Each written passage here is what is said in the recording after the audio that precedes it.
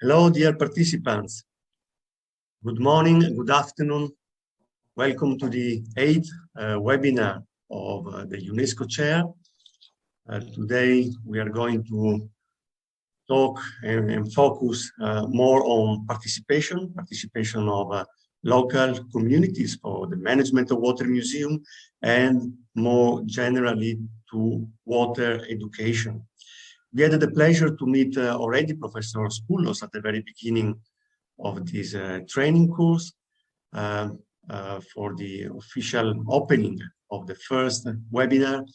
Professor Scoullos provided an important contribution to set to tune the course, and today we have the pleasure to listen from him and the network Hydra network, which is focusing on water education in the Mediterranean. Then we will move definitely to another geographical area in Bangladesh, and the second speaker will present us a very interesting experience of a community-based water museum. But as usually, I leave the floor to Sarah to present the speakers. Please, Sarah. Thank you very much, Roberto. Dear participants, a warm welcome from my part to our 8th appointment of our training course Beyond Museums. So I'm very pleased today to present and to introduce our first speaker, which is Professor Michael Scoullos, which is the director of the UNESCO Chair and Network on Management and Education for Sustainable Development in the Mediterranean. Michael Scoullos holds a Master of Science in Environmental and Water Chemistry at the University of Athens and a PhD in Oceanography at the University of Liverpool. He is Professor Emeritus of Environmental Chemistry and Oceanography at the University of Athens. He is Chairman of the Mediterranean Information Office for Environmental, Culture and Sustainable Development, which is a Mediterranean federation of 133 NGOs.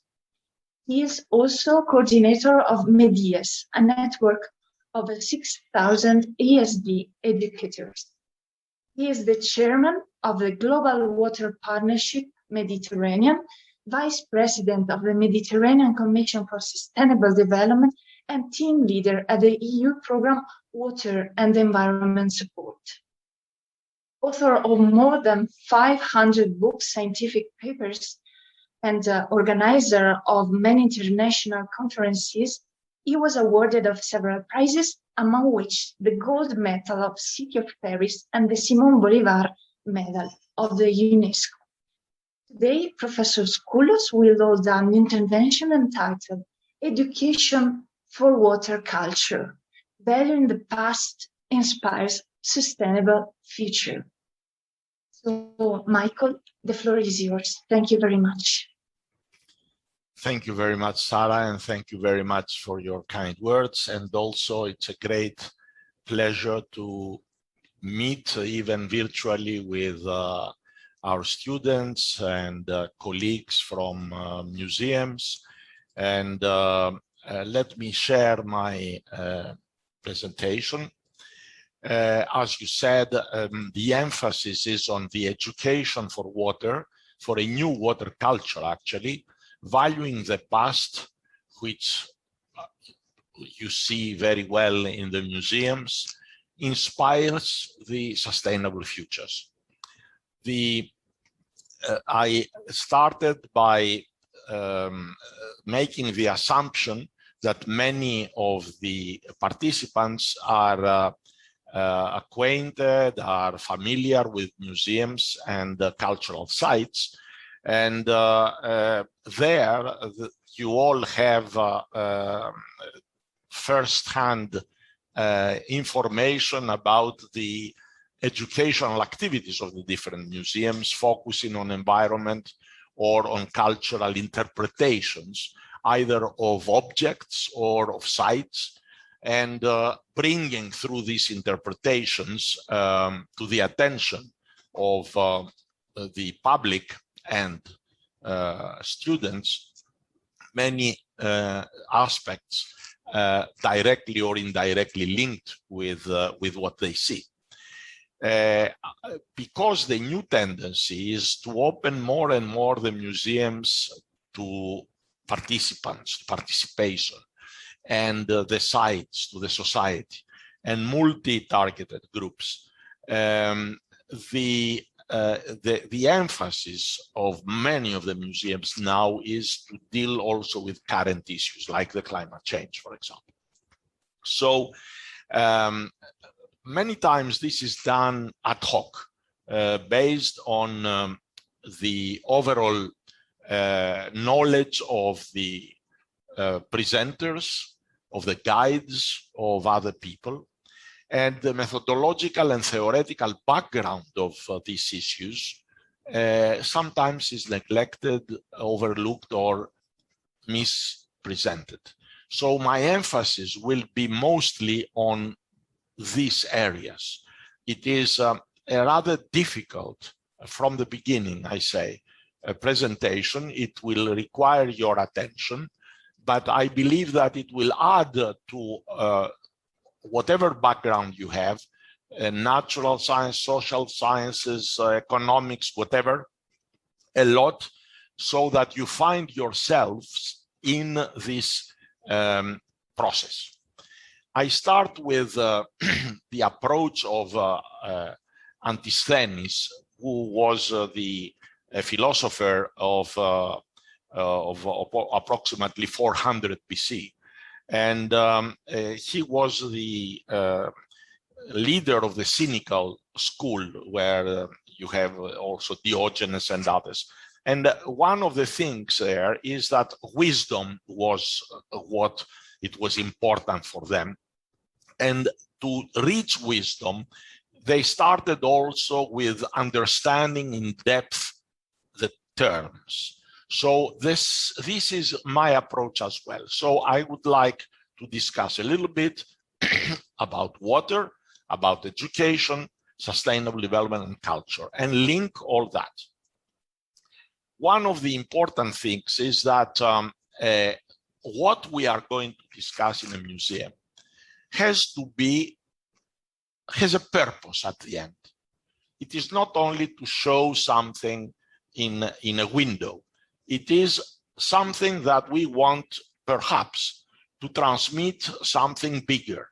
So water museums also deal with the problems of today. And these are water scarcity, is a non-homogeneous distribution of water. There are many deserts, there are many areas that have a lot of water, others no water at all. We have increasing population fast, increasing water demand also in agriculture, the climate change issue, the consumption per capita in the developed world is skyrocketing, while there are 2 billion people with unsafe or no access to sanitation. Since we are in the Mediterranean, I show you this is a hotspot of climate change in the Mediterranean. All the red areas show a reduced precipitation during winters. You see on the left-hand side, the red bars show winters, dry winters. It is up to 2010. It is up now the same tendency to 2020. And this doesn't mean that the overall water is less. It is just shifted seasonally or in few events giving floods. And you can see on the right-hand side that the lower winter precipitation, on the right side, you see how many more floods we have. So the evidence of the climate change is already there.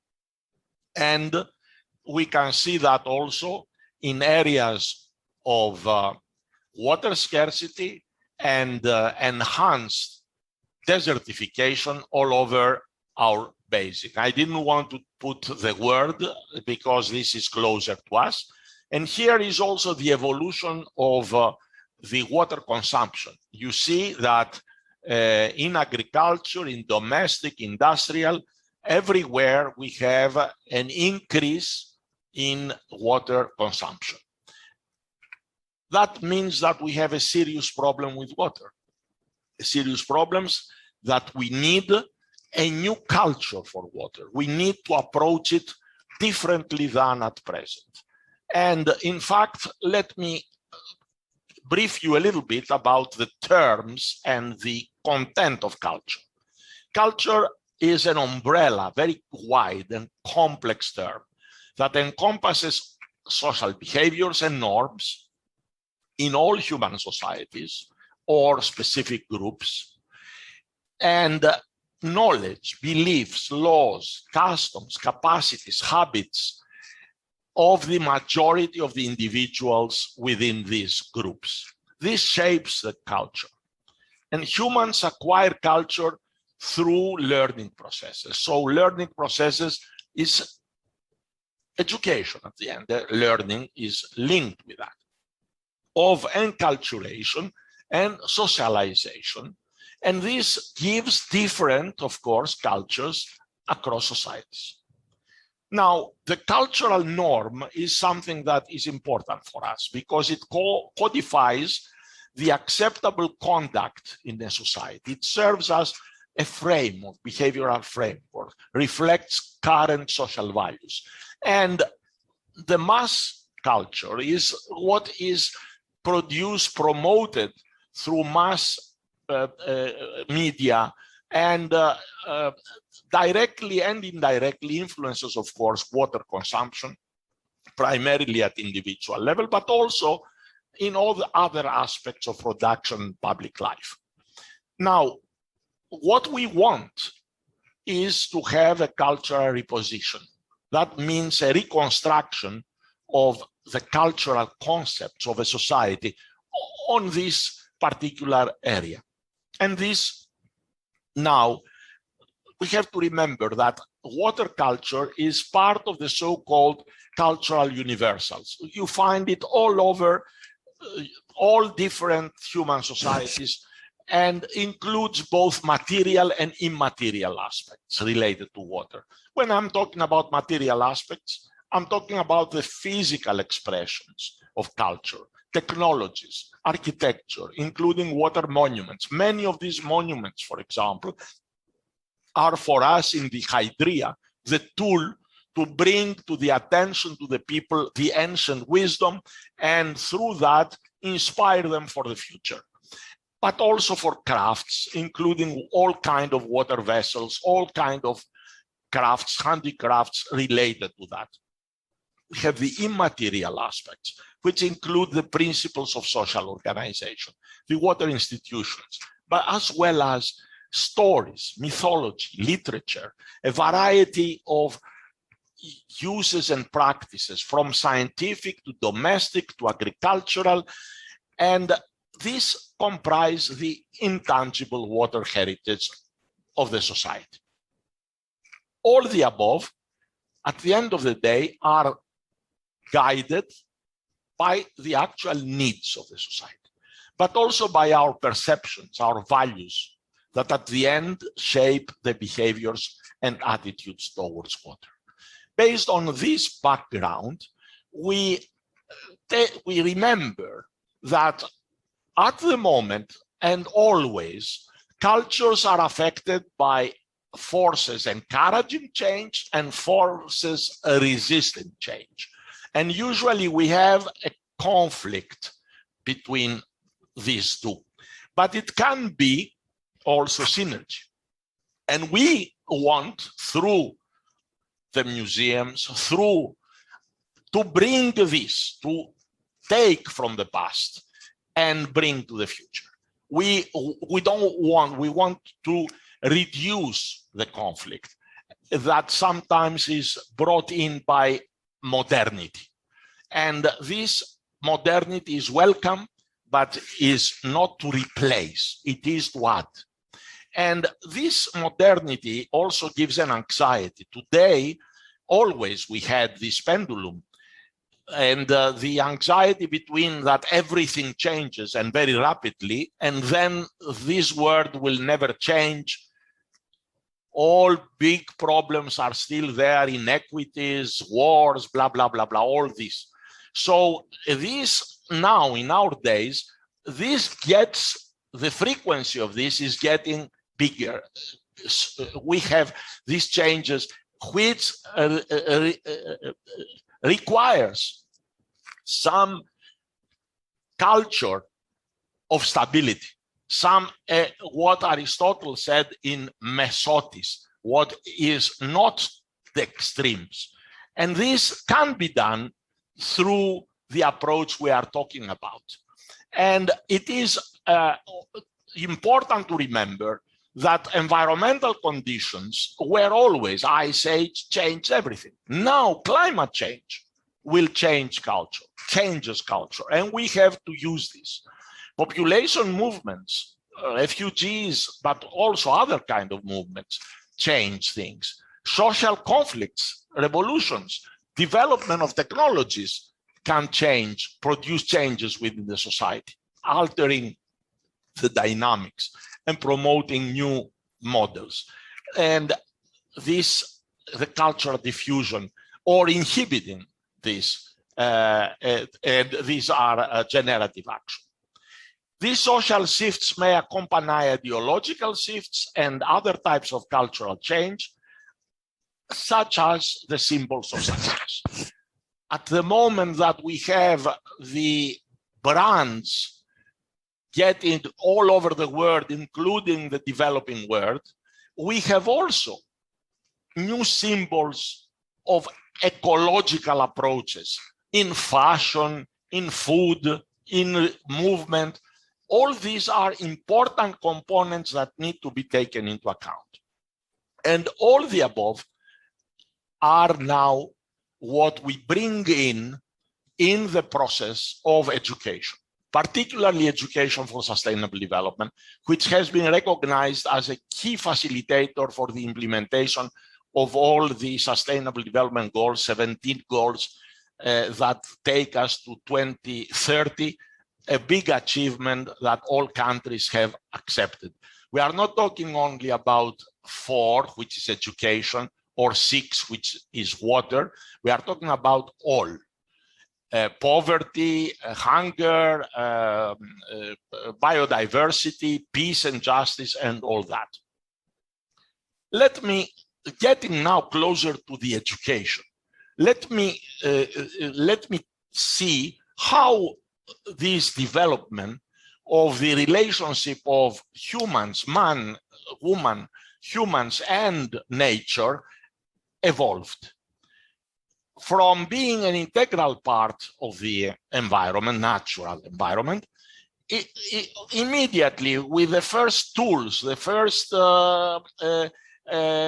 painting, first jewels, whatever, humans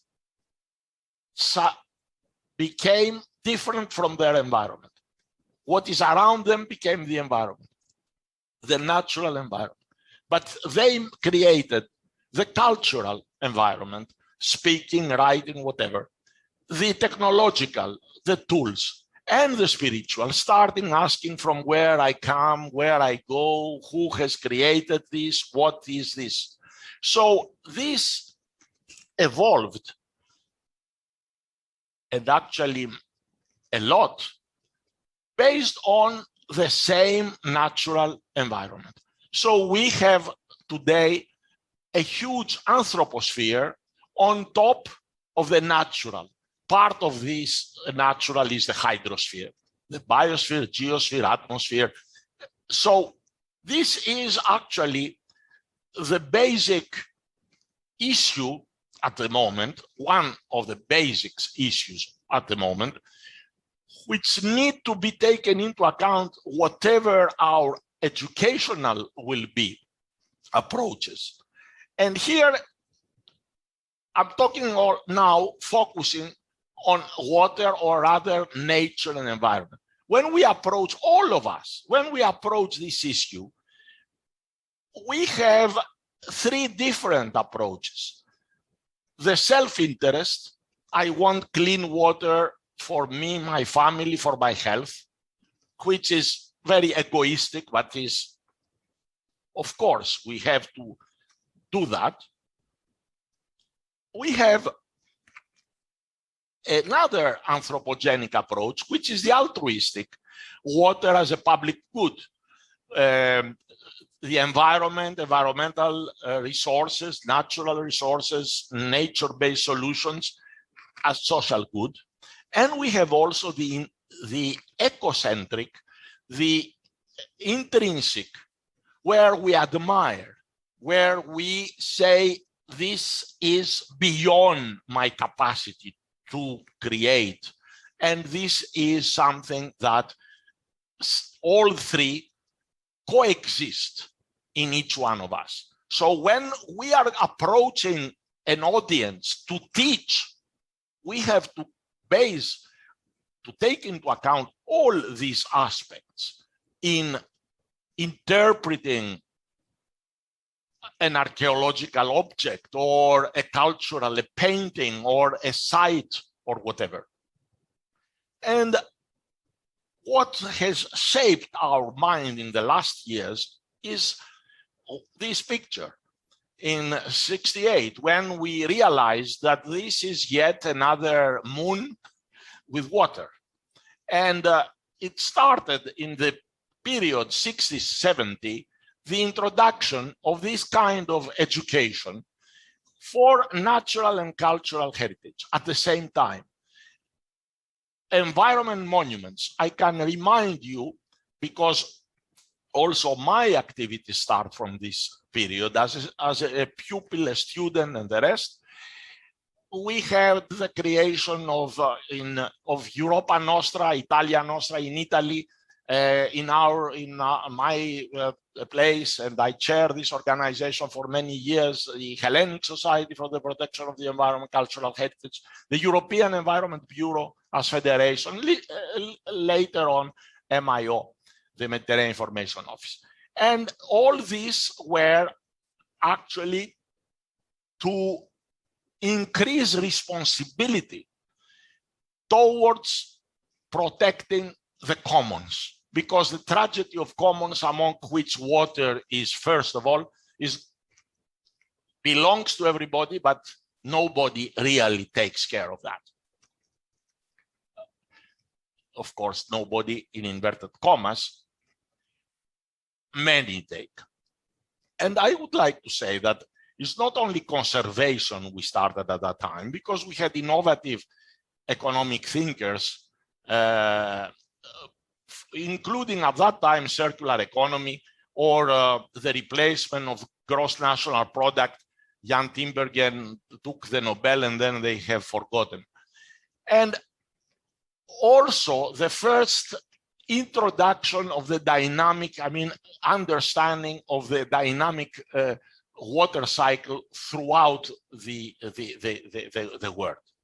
So the introduction of environmental education was a tool for the protection of the environment, among which the aquatic environment was in the forefront.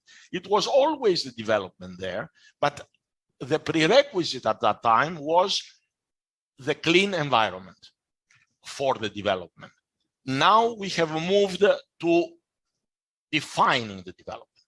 So this was the starting point of our approaches, the limits to growth.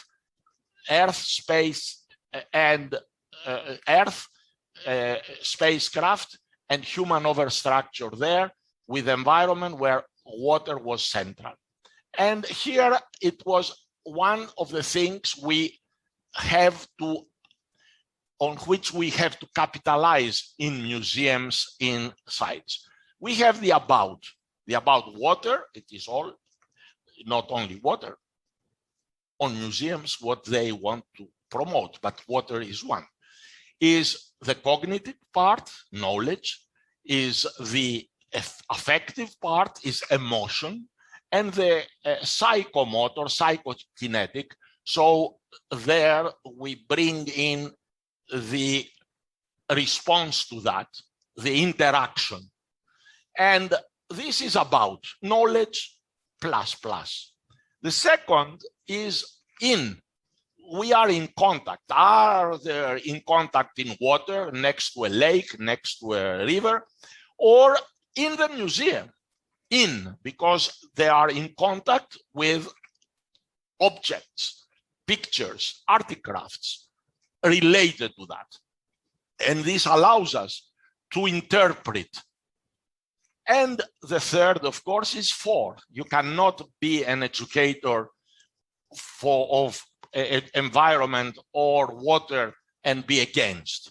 So you have to be there. So for culture, for the protection of environment culture. And of course, this has to bring learners. Or when I say learners, it's not students only, it's public, is audience, and also multidisciplinary approach. This is why I said before, whatever your background is, natural sciences, social sciences, humanities, it is a room for everybody to work for this kind, in this kind of approach. I just pass this because in '87, we had the 10 years, and water and peace is a very important thing. Remember that rivalities come from rivers, because rivers many times, and we get into the Rio in '92 with the sustainable development, the term that made Gro Harlem Brundtland famous for what they had.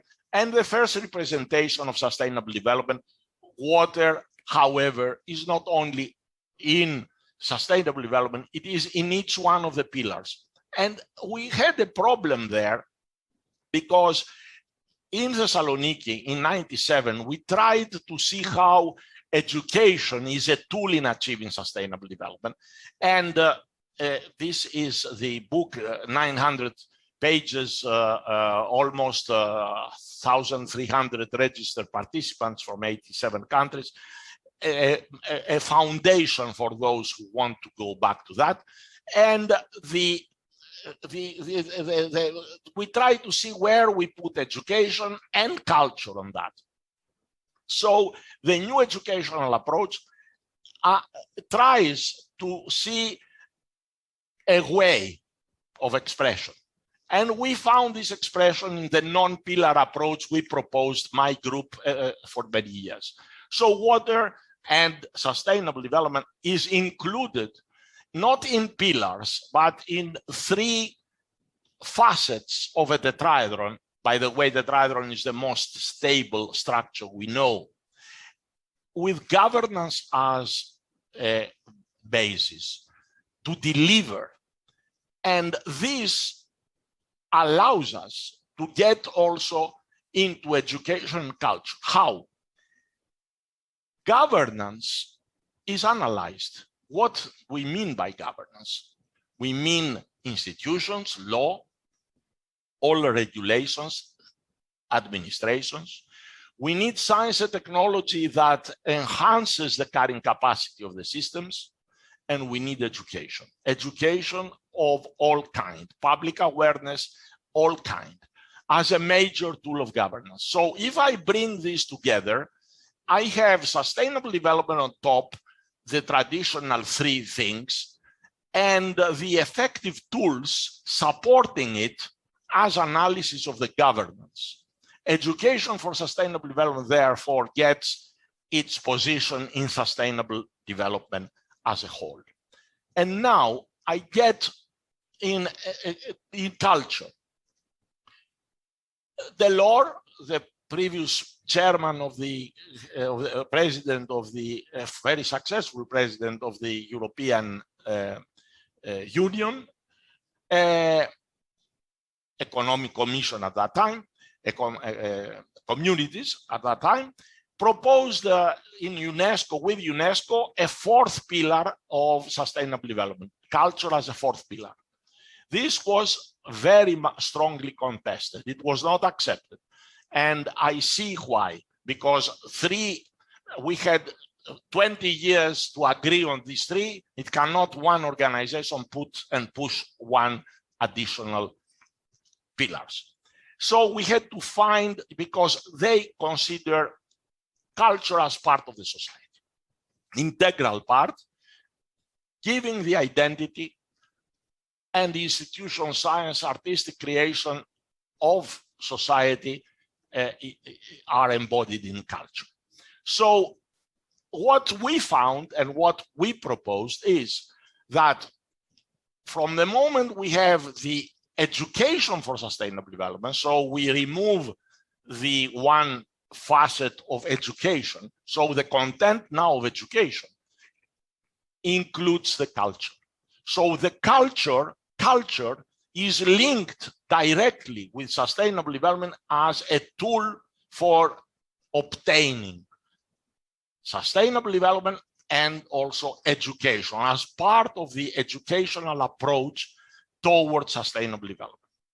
This has saved a lot of problems and disagreements in the international community, and I'm very proud that we have contributed this kind of approach. In this way, here we may put a new water culture with institutions, water science, when we are dealing with water issues. Now I come to the learners' competences over and beyond water, using water as an entry point, the entry point in shaping young people. So the first is learning to learn, not only about water, but as an entry point. How you learn on water, it can be used how to learn about many other things. Learning to be, this is very important, and this is the basis of feeling well with yourself. And this is created through interaction. Learning to work with others, very important too. And all these learnings, not just keep it, but transform it into action. This requires some competences from educators. And the educators need actually to try to be as transformative as possible, envisioning the future, seeing how that there should be and is a future going towards this direction, and also where we want to go, and of course applying holistic approaches. All these three are chapters of many books, each one of them. I just wanted to summarize them, because when you deal with a museum or another site, this is important. It is also important to educate about integration and implementation. Both these are areas where we are weak all over the world. In the Mediterranean, we know, but not only, all over. Integration, ministries cannot discuss and approve the same things, and implementation, a lot of legislation, very little implementation. All these are fed, these are the 7 I's. I have put few more now. Information, involvement, innovation, investment, international cooperation. For memorizing, I have put it like that to help educators and students to approach. What is what we want, particularly in a museum, particularly when we bring past with future? From data to transform data into information, from information to get into knowledge, linking knowledge with experience, application. All this can be done by education up to this. Education, formal education, which is in institutions, in educational institutions, non-formal education, where institutions and society interact, and informal education, where everybody, media, the rest, play a role. family, external environment, friends, working conditions, and the rest play an enormously important role. Hopefully, this will bring us closer to wise decisions and wisdom. And I conclude in the knowledge part, and this in particularly dealing with museums and education from the past. Deepening in the knowledge of the past inspires a sustainable future. How? Knowledge and experience from the past, natural and cultural heritage. When we get inside, understand the needs of the past, the conditions of the past, the ingenuity of the past, the results of the past, positive, negative, and examples of the past. This gives us two things. One is a respect for that. The other is imagination. Imagination is very important. This imagination, imagining technical, socioeconomic analogs of that period with our times. These analogs generate ideas, ideas for transformation, for replication, for avoidance. When we bring this together, the respect and the inspiration we get from the past, we can adopt and develop protection for the past, innovation for the future, involvement for the implementation of that. These together build actually the culture of sustainable futures I announced in my title. Now I get to some of the very tangible results. MEDIS is a program of MIO, supported also by the Global Water Partnership with more than 6,000 educators. And here are works on the field. For example, this is in Malta, where we have restored traditional ways of irrigation, keeping Malta is a very dry island, keeping storm waters and irrigating with traditional ways. Also there, we have restored the NICHE reservoir, which irrigates a garden with fruits and others, which were sold or distributed in the past to the poor people. And this tradition is now replicated. Not only that, but rainwater harvesting is a very important, very old tradition. We use it now as non-conventional water resource with state-of-the-art technologies. You see these like Legos, big Legos that we use in areas, even protected areas or close to archaeological sites. You keep you put the soil on top, and you can use this water for all kind of uses. They also in gardens, vertical gardens or horizontal gardens, we use in schools, in universities. We have at the same time improvement of the aesthetics, microclimate improvement, but also energy efficiency in buildings. Here is a big work. It is an innovative system to use in an existing dam to enhance its capacity to keep the water, and at the same time keep all the storm water to avoid the flooding. And there is a system of sequential collapse if there is a very, very big flood that allows for the regulation. In this way, we didn't damage the natural and cultural environment by having another. What is also important is to remember that at least in the Mediterranean, we have the Mediterranean strategy on education for sustainable development. officially approved by the ministers.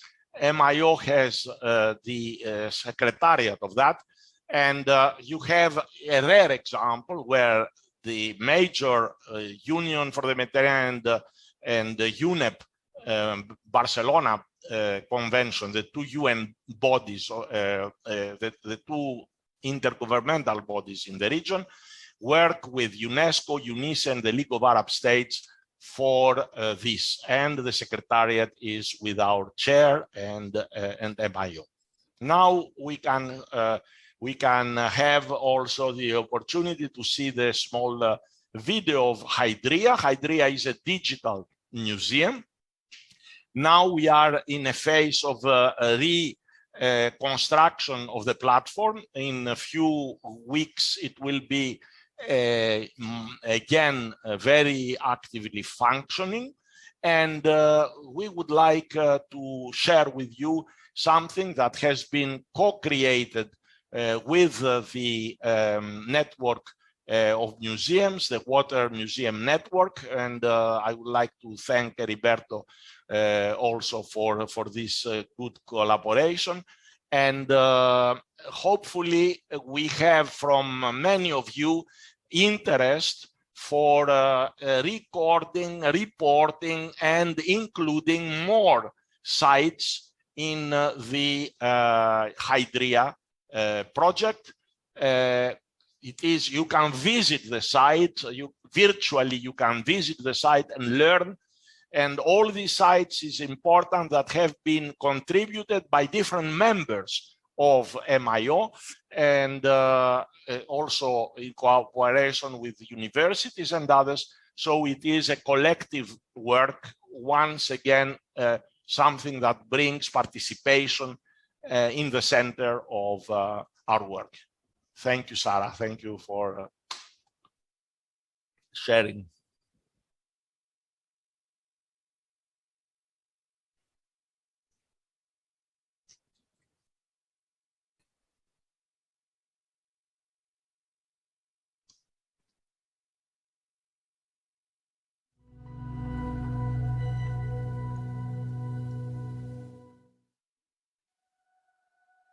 Water is everywhere. In our body, it is life. In the environment, it covers 2/3 of our planet. But in many areas, it is extremely scarce. Often it is very difficult to manage, even with our cleverest technologies. Climate change brings further problems with more dramatic droughts, and also more dramatic floods, threatening both biodiversity and the livelihoods of people. Human societies throughout history have developed many skilled ways to cope with water problems. But too often, we are losing the memory of how to manage this precious and limited resource. For this reason, the Global Network of Water Museum was created as a flagship initiative of UNESCO's Intergovernmental Hydrological Program to support hundreds of centres for water culture, educating the public and young people, and inspiring our future.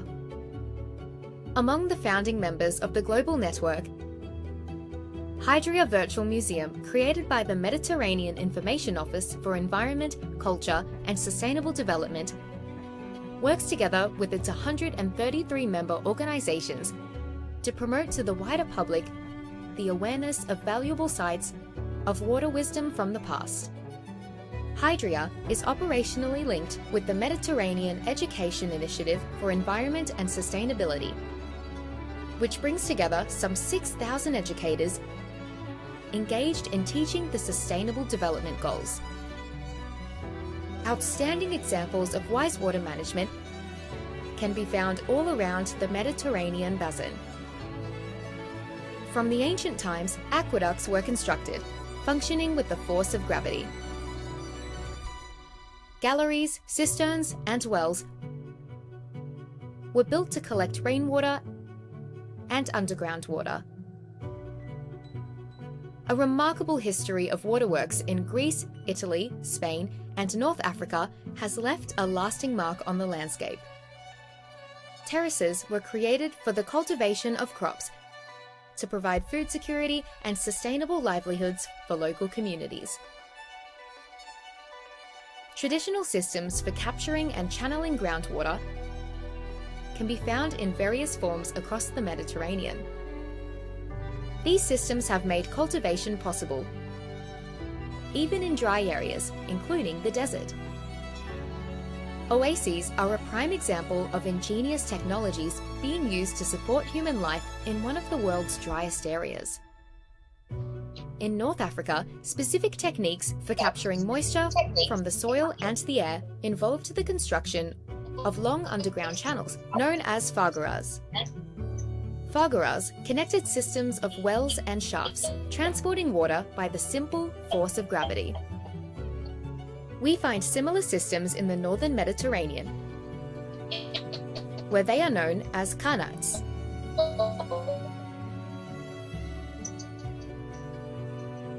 Underground tunnels for transferring water over long distances, and domestic jars for carrying water and keeping it clean are found in distinctive forms in the Mediterranean region.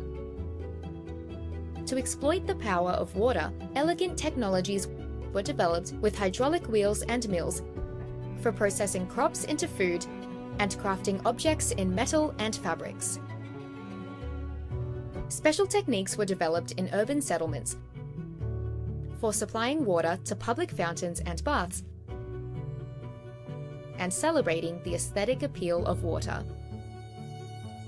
During the COVID-19 pandemic, Hydra has been promoting awareness about traditional practices and know-how of wise water management in the ancient Mediterranean. This is not an act of nostalgia. Rather, it's a contribution to understanding our roots and our inherited insights into the far-sighted management of water. This approach helps to demonstrate how specific techniques handed down for generations suggest wise, low-energy, and nature-based solutions. Today, these techniques can provide inspiration for green, clean, and zero-waste technology, which are central to the European Green Deal. Inherited technologies also have much to offer to mitigation and adaptation responses to climate change. There are tangible benefits also for biodiversity and ecosystem services in line with the European Biodiversity Strategy for 2030. Learning from past mistakes helps to improve water management and to promote intercultural dialogue and cooperation around the Mediterranean and Europe. Global Network of Water Museums and MIO-ECSDE through Hydra are committed to promoting synergies and joint efforts with a range of institutions and partners, and to making a major contribution to a new culture of water and a safer water world.